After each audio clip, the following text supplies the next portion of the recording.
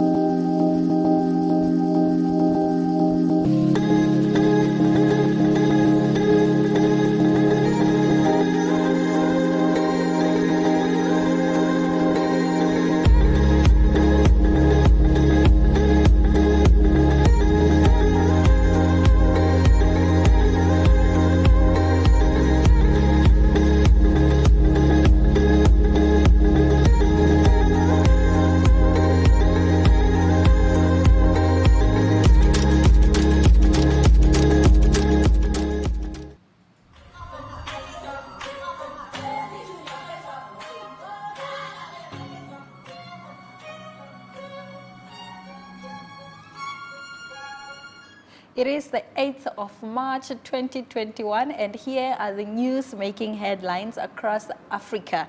Ethiopia, Tigray UN scraps a formal call for peace.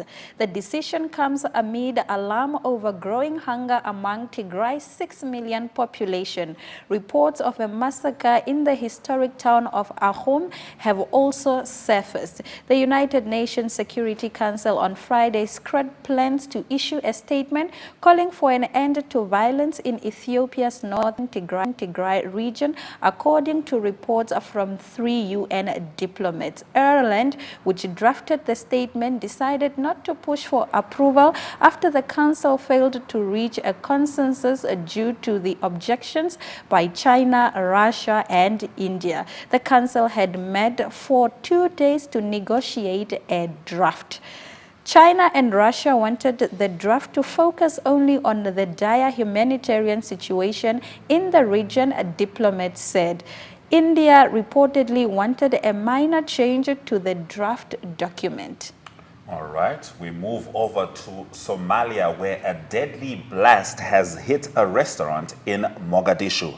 Police suspect a suicide bomber blew up a car outside a popular restaurant in the capital city. Victims were reportedly being pulled from the rubble through the evening. Several people were killed when an explosive-packed car detonated at a restaurant in the Somalian capital of Mogadishu on Friday.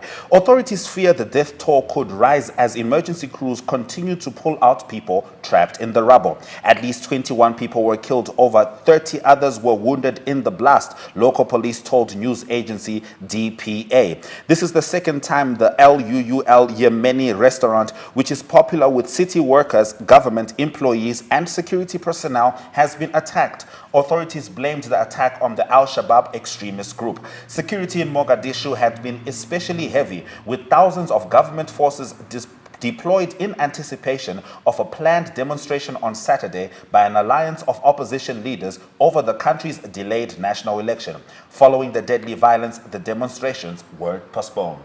All right, and now we move over to our next story. Ebola infects 29 people, kills 13 in Guinea, DRC, and Africa CDC.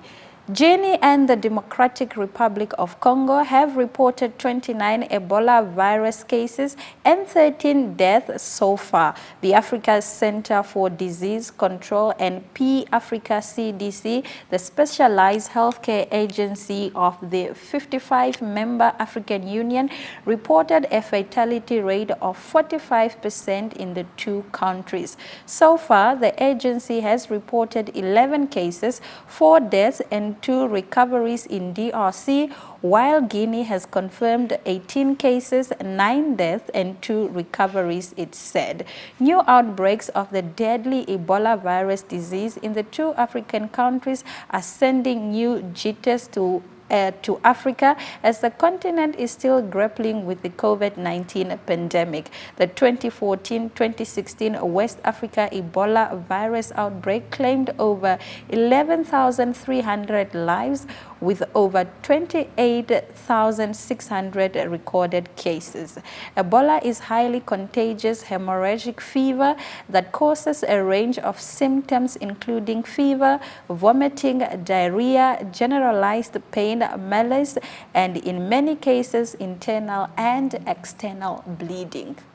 Wow, we certainly hope Africa can win that battle too. We move over to our next story where we talk about the most dangerous place in Africa for humanitarian work. Since violence escalated before and after December 27 general elections in the Central African Republic last year, brutal attacks by armed groups continued to drive hundreds of thousands of residents from their homes to other parts of the war-ravaged country or across borders to neighboring countries. Most refugees are fleeing to the Democratic Republic of Congo, while others seek refuge in Cameroon and Chad, crossing rivers in canoes. According to the UNHCR, these refugees arrive in remote areas with scarce resources, with many lacking even the basics to survive. Many also need psychosocial support to heal the trauma they have been through. The CAR is now the most dangerous place for humanitarian work, said Jean-Pierre Lacroix, Undersecretary General for Peace Operations, adding that in January it accounted for over 46% of worldwide incidents registered by international non-governmental organizations. According to Amnesty International, civilians and their access to humanitarian assistance must be protected during conflicts. All parties to the conflict, including Central African forces, foreign forces, armed groups, must respect their international humanitarian law obligations. They must do their best to protect civilians during clashes and attacks. According to the UNHCR, violence and insecurity surrounding the elections forced more than 60,000 people to flee to neighboring countries. An additional 58,000 people remain newly displaced in the Central African Republic. All right, in South Africa, over 100,000 healthcare workers are vaccinated. The South Africa government's COVID-19 vaccination rollout program appears to have made some strides, with more than 100,000 healthcare workers having been administered the Johnson & Johnson vaccine as of 18:30 on Friday, the 5th of March 2021. This comes a little over a month since the first batch of COVID-19 vaccine arrived in the country from Belgium. Since then, the second shipment of vials has been received and the government has already managed to secure more doses from other manufacturers. Health Minister Dr. Zweli Mkhize paid tribute to healthcare workers in commemoration for the first case and emphasized that they needed to ensure that administered the COVID-19 vaccine to as many as possible. We need to intensify the use of masks and distancing so we can delay as much as possible the next wave. We need to vaccinate as many people as possible. This wave comes quicker or later depending on how we behave, he said. South Africa is currently on phase 1 of the vaccination rollout, which would essentially a precursor to the second and third phase, during which the greater general public will be jabbed. Government plans to vaccinate 40 million people so as to achieve herd immunity from the respiratory disease. All right, good luck with South Africa. Good luck for South Africa. We're certainly wishing you the best. All right, in our next story, Senegal, at least 4 dead in protests. Angered by opposition leader Ousmane Sonko's arrest, his supporters took part in the worst civil unrest in the West African country in years. At least 4 people have been killed in violent clashes in Senegal over the past few days between police and supporters of detained opposition leader Ousmane Sonko, the interior minister said on Friday. The leader of the PASTEF party, Sonko, appeared in court on Friday to defend himself against rape charges that he claims are politically motivated. His appearance sparked renewed clashes, the latest as part of protests that have taken place on a daily basis in the West African country since Wednesday. On Friday, police fired tear gas at protesters. Authorities had also banned motorcycles and mopeds, often ridden by Sonko's young supporters, from the streets of the capital city, Dakar. Angry protesters attacked the headquarters of state-owned media Le Soleil and radio station RFM on Thursday evening for their close government ties. For their part, authorities suspended 2 private television stations, Sen TV and Wolf TV, for 72 hours from 5 p.m. on Thursday, with government officials accusing them of stirring up hatred and violence. The protests have been spearheaded by the YNA MAR, which means Enough is Enough protest movement. All right, and now we move over to our next story. Girls, women's safety at risk in Mozambique. The UN Population Fund launched a humanitarian appeal late on Friday for $12 million against the deteriorating health and safety conditions for women and girls in the northeastern Mozambique. In a statement, the UN agency said it urgently needed to provide life-saving sexual and reproductive health and protection services to 330,000 women, girls, and young people impacted by the humanitarian crisis in Cabo Delgado province, as well as by the secondary impact of the novel coronavirus pandemic. Violence and lack of health care has internally displaced more than 669,000 people as of the 10th of February 2021, including some 160,000 women of reproductive age who could face unwanted pregnancies and increased risk of HIV and sexually transmitted diseases without family planning support, according to IOM. The world and Africa indeed needs to do better to support and keep women safe. And in our next story, it doesn't get any better as Tunisia's gender violence law struggles to get beyond paper. Adopted in 2017, the celebrated law greatly expanded the scope of punishable violence against women and in theory provides wide-ranging support to victims, making the country a pathfinder among regional peers. But getting justice remains a battle without any guarantee of success due to waning political will and scant funding. For several years, Nadia, in her 40s, weathered threats and mistreatment at the hands of her husband. With no income of her own, she did not feel she could complain. One day, my daughter told me of inappropriate advances of a sexual nature. Nadia immediately called the police, who summoned her a few days later. She was among many Tunisian women who suffered a surge in violence during the March to June lockdown. As reported cases spiked 5-fold, according to authorities. Her husband was able to afford a lawyer, while she is destitute and fears he may have bribed the police or magistrates. The 2017 legislation, known as Law 58, was drafted in consultation with women's activists and associations. In theory, it covers prevention, suppression, and protection against violence, along with compensation. To improve the care of women seeking police protection, the Interior Ministry has established 130 specialist brigades since 2018. Specific education on such violence is now provided in police schools, while officers who attempt to discourage women from lodging cases face prison terms. Several hundred police officers, including many women, have received specialist training in order to lead investigations or enforce restraining orders. But activists say they are still facing an uphill slog.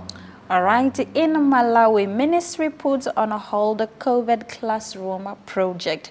The Ministry of Education has temporarily put on hold the construction of 383 low-cost classes for rural schools, part of the 5 billion Kwacha COVID-19 intervention aimed at providing improved sanitation and spacing in schools. Minister of Education Agnes Nyalonje disclosed this while responding to concerns from members of parliament on Friday regarding the project. She said, recognizing the significant role that this House plays in providing the oversight role of allocation of resources and ensuring equity, my ministry has decided, after having had a huge outcry as to how the allocation is looking, the ministry has decided to put a temporary hold on this until we undertake a verification exercise, which we commit to make very quick, because the classrooms are designed to meet the very urgent needs of school.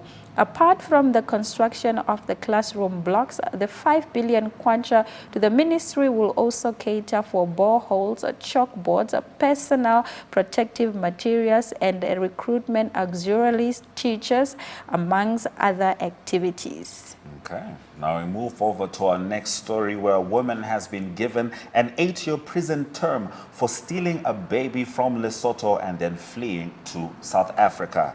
A 44-year-old Lesotho national has been given an 8-year prison term for stealing a baby from her home country and fleeing to South Africa with her child. Mamoshebi Priscilla Morotolihe was tracked to Welcome Free State, where she had been living with the stolen child. According to Captain Christopher Singo of the Free State Hawks, the child was stolen in Lesotho in November 2019. Singo said the mother of the baby girl had taken the then 6-week-old infant to hospital for a checkup when she met Morotolile. The two, Singo said, did not know each other, and Morotolile told the mother that she had some clothes that she wanted to give the baby. They went out together to buy some of the items, and the mother gave the accused the child to hold while she entered the shop. When the mother came out of the shop, Morotolile was nowhere to be found. She then ran to South Africa with the child. Singo said Morotolile went with the child to Welcome. Later, he said suspicions arose that the child was not hers, and police were called. Our investigators checked with the Lesotho government and found out that there was a child who was stolen from there. The child was returned to Lesotho, and Morotolile was kept in custody throughout the trial until she was given an 8-year prison term last week. All right, and in our second last story, Kenya bans maize imports from Tanzania and Uganda. Basha calls for calm. Kenya has with immediate effect banned the importation of maize from Tanzania and Uganda. In a letter by Acting Director General of Agriculture and Food Authority, Kelo Hasama, to Pamela Ahago, the Commissioner of Customs in the Kenya Revenue Authority, the import should stop after a survey conducted indicated maize from two countries is not fit for human consumption. The authority has been conducting surveillance on safety of food imports into Kenya. The results from the maize imported from Uganda and Tanzania have revealed high levels of mycotins and are constantly beyond safety limits, the letter read. Mycotins are capable of causing diseases and death in human and other animals. All right, sticking with animals, our last story: endangered southern white rhino to fly to Japan to breed. They are the second largest land mammal and an endangered species with a near-threatened status. To save white rhinos from extinction, a zoo in Taiwan is preparing to send a young female southern white rhinoceros called Emma to Japan, where they hope she will breed. Emma is also getting used to her cage for the flight. She is encouraged to enter the cage and rest there while she hears audio recordings recreating the noises heard in the hold of an aircraft. Emma currently weighs 682 kilograms. She was born in December 2015. Her future mate Moran is a male rhinoceros of the same species, born in December 2010.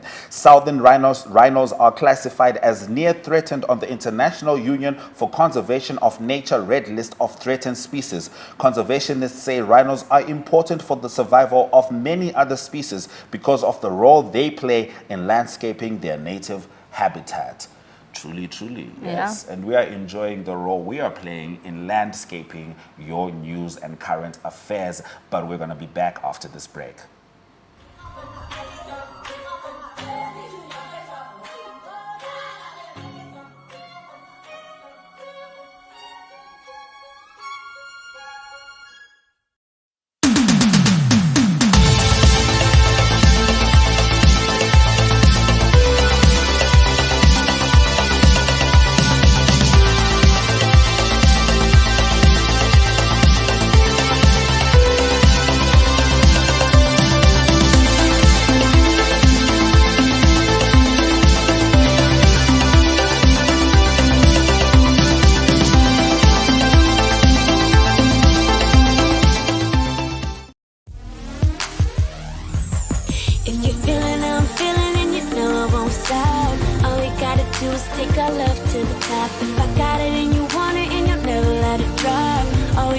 just take our love to the top. I will ride for you, maybe even die for you. When I'm loving you, but my heart don't stop.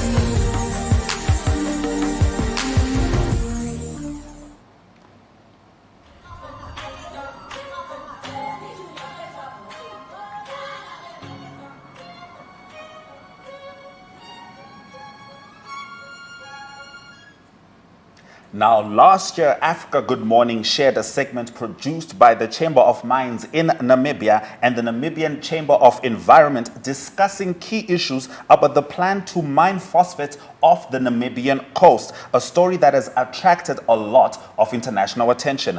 This joint venture last week published further insights from environmentalist Dr. Chris Brown, who in the following insert talks about impact assessments, the reasons for resistance to this type of mining, and the difference to plans for phosphate mining shelved in New Zealand. Here's that clip.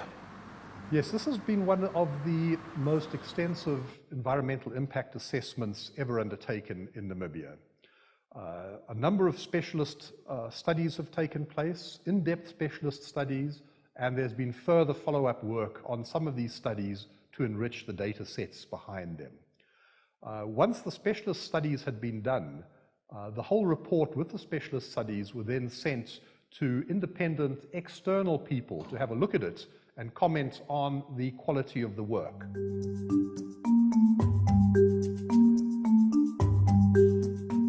And without exception, the specialists and the external reviewers feel that this project will have really minimal impact on the marine ecosystem and really minimal impact on the fishing sector.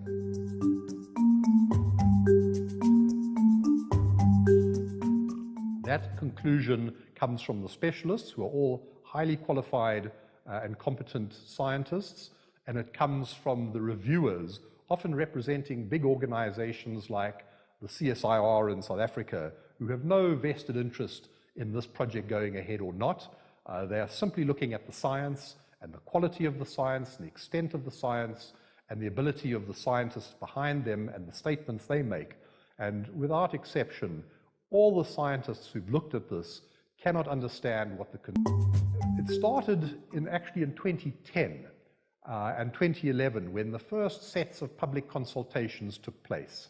At that stage, the Environmental Management Act was not yet law. So this project actually predates, the start of this project predates when the Environmental Management Act came into being.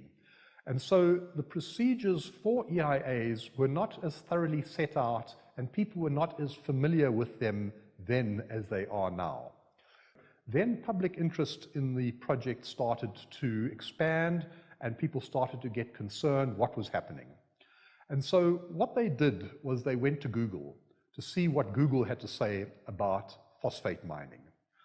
Every phosphate mine in the world is different, but at the top of the Google list was the mining activities that were proposed in New Zealand for phosphate mining. And the situation there is profoundly different to the situation here in Namibia. And we can talk about that a little bit later. But essentially, the concerns that were raised and legitimate concerns that were raised in the case of New Zealand were carried across into this Namibian project and got everyone very concerned about what was happening here.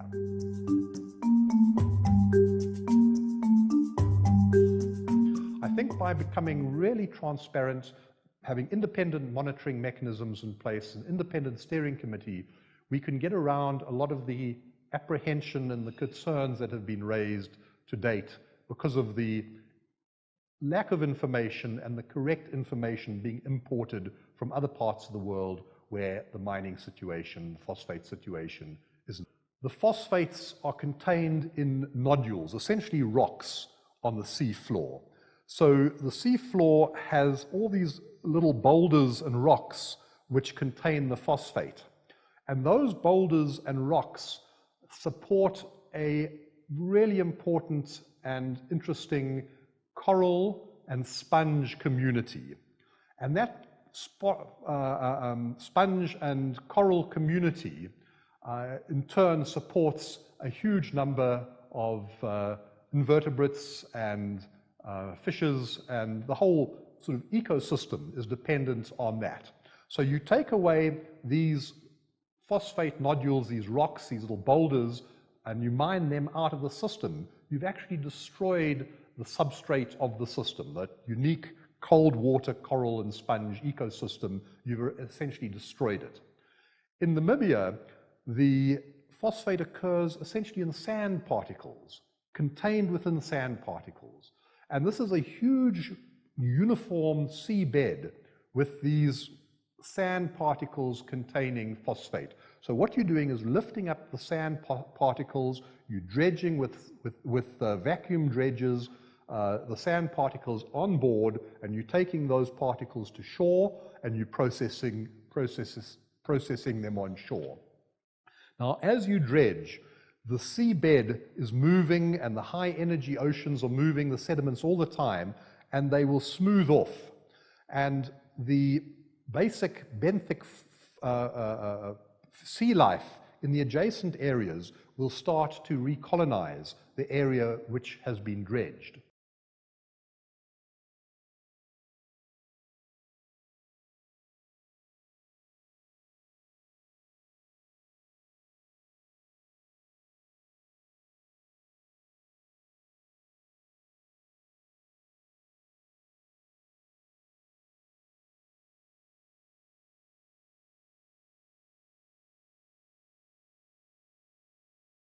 What exactly has been happening in Zambia over the weekend? Mike, how are you doing?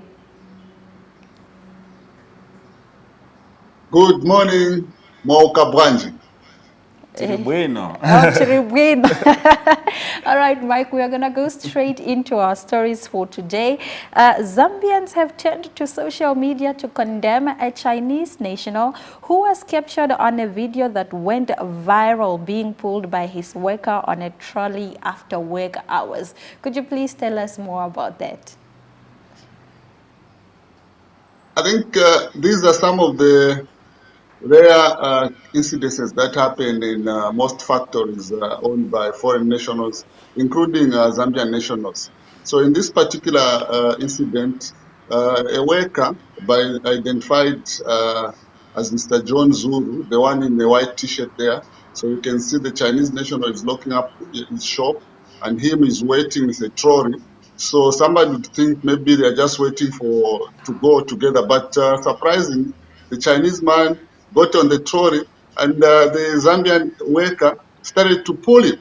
Then a group of Zambians, those that you can see in the video, are coming to ask him to say, but why are you forcing your worker to pulling you on a trolley? Are you not able to walk? They asked him a lot of questions. Were they able to walk? Then because he saw that the pressure was too much, the Chinese national got off the trolley and he went. So what has happened is that the government, the Ministry of Labor, as well as the Lusaka mayor, has moved in, but to find out why that thing was happening. Then because of social media, that the gentleman, Mr. John Zulu, has been offered a job by another company in Zambia, so that he should probably not be abused the way he was abused by that Chinese national, because that Chinese national was able to walk. He didn't have it. So he was just using him to pull him on a trolley like that. I have to say, Mike, as an African man watching that video, it is difficult not to be infuriated. Hopefully justice is served, and good on the Zambian gentleman on getting a new job. We move over to the next story. As the country is observing International Women's Day today, a local pressure group is calling on SADC and the African Union to urge member states to comply with the adoption of women on a 50-50 scale as enshrined in agreed protocols. Could you tell us more about this story? Thank you. The theme for this year's International Women's Day is Women Achieving an Eco Future in a Coronavirus World. So the local organization is called the Zambia National Men's Network for Gender and Development. So what has happened in Zambia over the years is that since 2020, when Zambia agreed to some of these goals, the number of MPs, members of parliament represented in parliament is less than 30% out of 156 lawmakers. So that which represents a percentage of about 17%. So people are saying, no, let's Zambia put more pressure, put more political to have more women represented in parliament. Out of Zambia is a member of the Inter-Parliamentary Union, where there are about 189 countries. Zambia in that list ranks 110, representing 18%. So on that list, Rwanda is the highest ranked country, so sitting on first position with 61.5%. So people are saying Zambians, as we go to the elections in August this year, let political parties adopt more female lawmakers to be elected as members of parliament. So this organization is calling for, those are some of the people that have been appointed in senior government positions, the PPC in government. One of the rare moments in the Zambian situation to have more women to key positions of decisions making. All right, I definitely support that idea. Put women in decision making. Now, the United Kingdom Export Finance is exporting the government of Zambia to construct 115 mini hospitals and 5 of level 1 hospital at a cost of 300 million United States dollars across the country. Can you share more on that? Okay. According to the Minister of Health, Dr. Jonas Chanda, the government of Zambia has set a priority to ensure that universal health coverage is reached, is attained. And in doing so, the government has been in partnership with other cooperating partners that on a massive construction of centers. So this one of where they are constructing 115 mini hospitals is one of those. So out of that number, 2 mini hospitals have been completed. Then 46 are under construction. The 7 are yet to be commissioned. So it is, that's the Minister of Health, Jonas Chanda. They are laying a stone for one of the mini hospitals on the Copper Belt. So the idea basically is to ensure that people have easy access to health centers. What happening in the past is that a lot of people go long distances to go and access medical health. So, but under the universal health coverage area, leaving no one behind, as the government says, they want to make sure that in every district, hospitals, mini hospitals are constructed near homes. People have access to health coverage. All right, that is good news on the trajectory of Zambia and its healthcare system. Thank you very much for bringing us those stories from Zambia, Mr. Sichula. Thank you very much. Have a blessed day. Africa, good morning.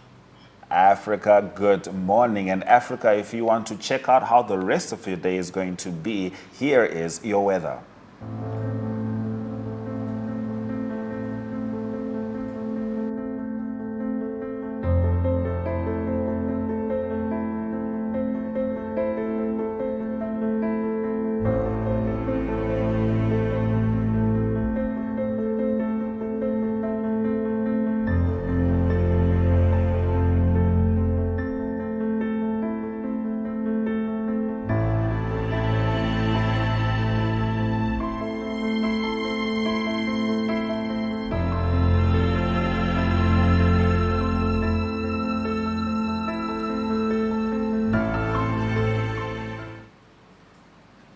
Happy International Women's Day to all my capable, strong, brilliant women across the globe. We are back with economic news, and we are going to start off in South Africa. Steinhoff implosion, a balance sheet fraud. It appears it's taken seriously in Germany. 3 years and 3 years and 3 months after Steinhoff, auditor Deloitte refused to sign off on the company's account, triggering the resignation of CEO and implosion of the share price.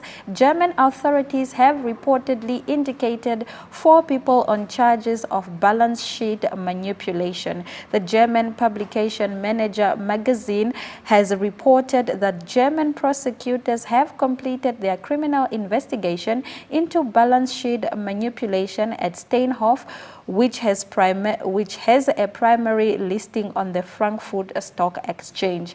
Authorities have refused to identify who exactly have been indicated. However, speculation is that former CEO Markus Joester and 2 other Steinhoff insider and 1 outsider will be charged. On the legal front, which is as complex, the company is now in talks to try to settle billions of rands worth a lawsuit instituted against the retail group. It has proposed a $1 billion global lawsuit settlement plan to settle about 90 separate legal claims in the Netherlands, Germany, and South Africa. The combined claims of those who have quantified their alleged damages are in excess of 136 billion rand, Steinhoff has said. All right, we stick with South Africa as OPI is saying our strength is to sell produce from Africa directly to North American retailers. OPI recently opened an office in South Africa and discusses the journey of setting foot on the African continent combined with the immense opportunities the country offers. Having representation in South Africa has been OPI's radar for several years, and about 5 years ago, the company started exploring opportunities. This fact-finding mission revealed the vast potential in quality, growing volumes, and investments in new varieties, says Sila Low, responsible for grower relations with OPI in South Africa. Like most things in life, timing is crucial, and the office was officially opened in December 2020. In addition, green, red, and black seedless grapes are part of the product offering. The options and opportunities from Africa seem endless, and given that the retailer shelves can never be empty, we are looking into expanding our product range. In addition to South Africa, OPI has also established relationships in Namibia, Zimbabwe, Egypt, and Morocco. These countries are a perfect complement to our offerings from South Africa and support us to deliver on our expect the world from us promise, Low concluded. It's good to see new business. Definitely. And now we move over to Malawi, where coronavirus bleeds over 42 billion kwacha out of tourism, with 30,000 jobs lost. The travel restriction, which countries across the globe imposed as a control measure for COVID-19 spread, have left Malawi's already weak tourism sector badly battered. As the virus spread and killed more than 2 million people around the world, so has it killed jobs in Malawi, rendering 30,000 people out of work and starving the economy more than 42 billion kwacha in tourism revenue. According to the United Nations World Tourism Organization, global tourism suffered its worst year on record in 2020. Due to COVID-19, international arrivals dropped by 74% when compared to 2019 figures, according to UNWTO. And the COVID-19 spikes have driven deep into the flesh of local tourism. Now it is anticipated that the negative growth will even be worse, with a travel restriction, closure of tourism enterprises, and job losses when the second wave hits. All right, we move over to Botswana for our last economic news story as bank profits defy COVID-19. Local commercial banks' collective net incomes dropped to 1.7 1.57 billion pula in 2020 from 1.78 billion in 2019, in a display of resilience despite the effects of COVID-19. Nearly all commercial banks provided loan repayment relief to customers last year, as well as other interventions to help customers cope with the impact of COVID-19. The pandemic ripped through consumers' disposable incomes and their ability to service loan commitments, while also making banks risk averse in terms of extending new credit. Banks also saw their margins tightened by a 100 basis point reduction in the bank rate as the Bank of Botswana eased monetary policy in order to encourage economic activity. Provisions for bad or doubtful debts were higher in 2020 at 835.8 million pula compared to 774.7 million pula in 2019, reflecting the weaker loan quality situation with customers under COVID-19. Banks' non-interest expenses were up in 2020 by 4.35 billion pula versus 4.19 billion pula in 2019. Those were our economic news stories, and if you're wondering what your dollar's worth, here are the economic indicators.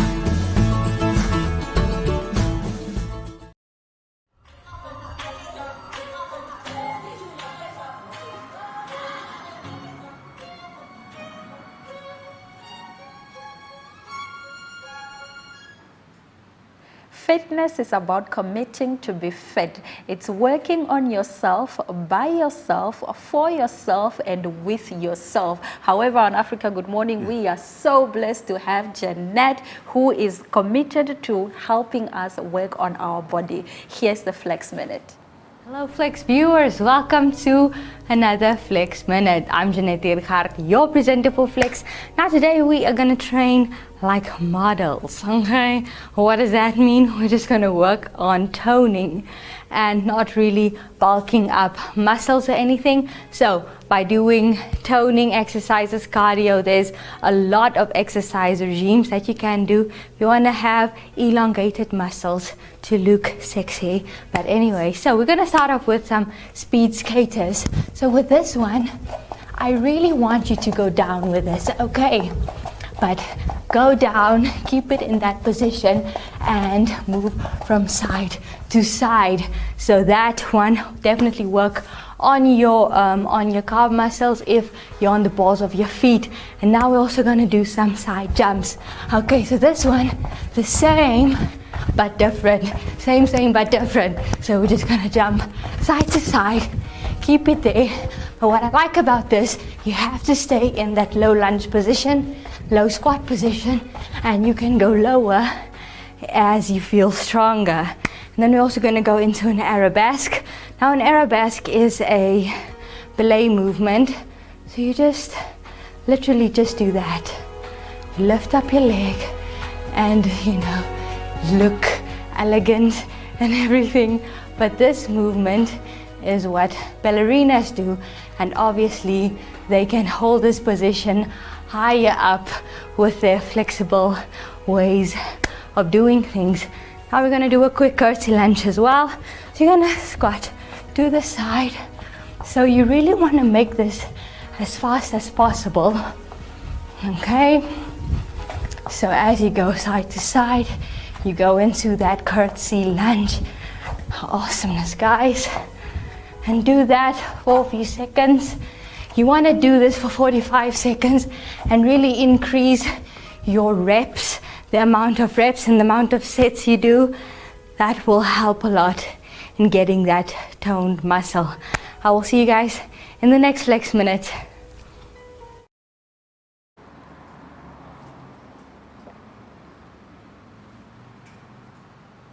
That was our Flex Minute. We certainly hope that you were taking part because we were with you in spirit. Now let's talk to someone who is with us in reality in Cape Town, Mr. Ari Hogat, to let us know what's going on in sports.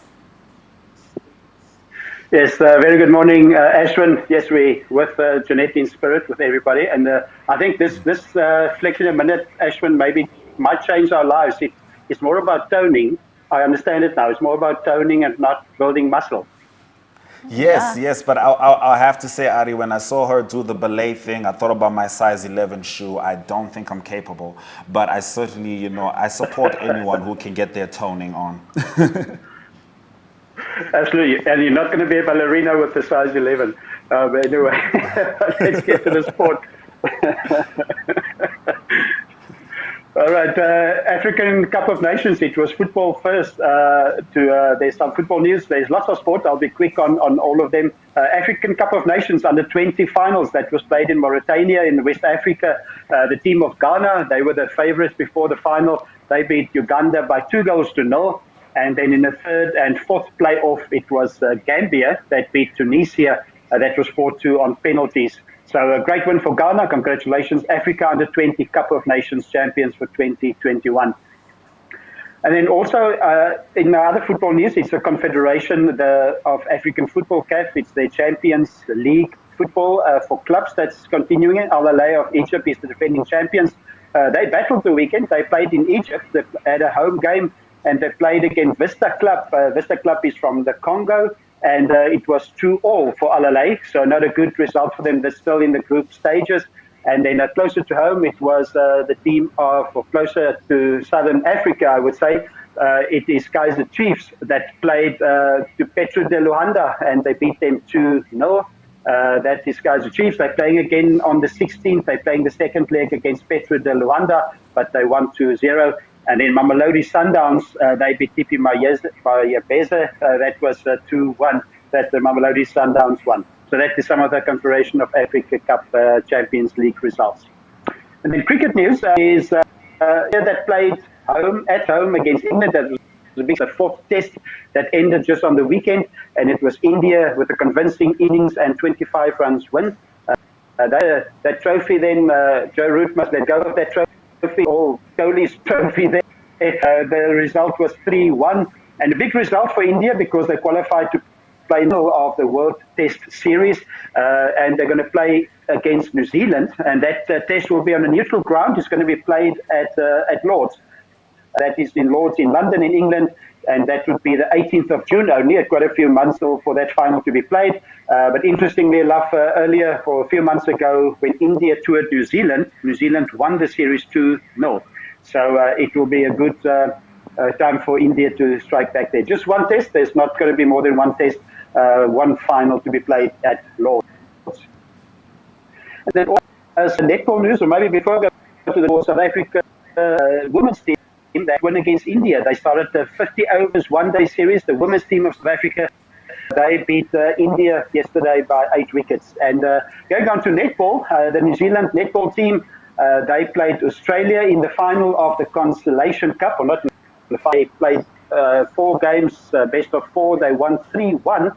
And they retained the Constellation Cup for the first time since 2012. So well done to New Zealand netball. They beat Australia by, that was 45-40.